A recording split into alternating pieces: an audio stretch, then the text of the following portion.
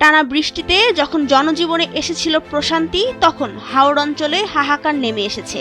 পানিতে তলিয়ে যাচ্ছে কৃষকের স্বপ্ন। বড় মৌসুমে বৃষ্টির সঙ্গে যোগ হয়েছে পাহাড়ি ঢল। দেশের উত্তর পূর্বাঞ্চল এখন পানির নিচে। এর প্রভাব পড়বে দেশের অর্থনীতিতে, রয়েছে এমন শঙ্কা। তবে সরকার বলছে ৩ মাস অবধি কৃষকদের সহায়তা দেওয়া হবে।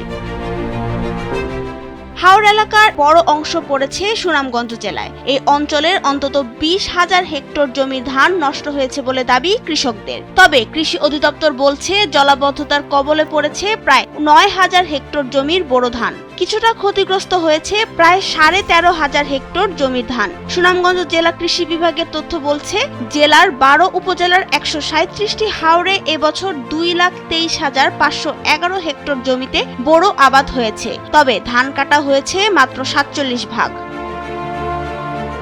এদিকে নেত্রকোনা কৃষি বিভাগ জানিয়েছে, ওই জেলায় ২,২১৫ হেক্টর জমির ধান ঝুঁকিতে রয়েছে। পানি বৃদ্ধি অব্যাহত থাকলে এর পরিমাণ আরও বাড়বে। হবিগঞ্জ জেলা কৃষি সম্প্রসারণ অধিদপ্তর সূত্রে জানা গেছে, জেলার ৪টি উপজেলার প্রায় ২,৭১০ হেক্টর জমির ধান ইতিমধ্যে ক্ষতিগ্রস্ত হয়েছে।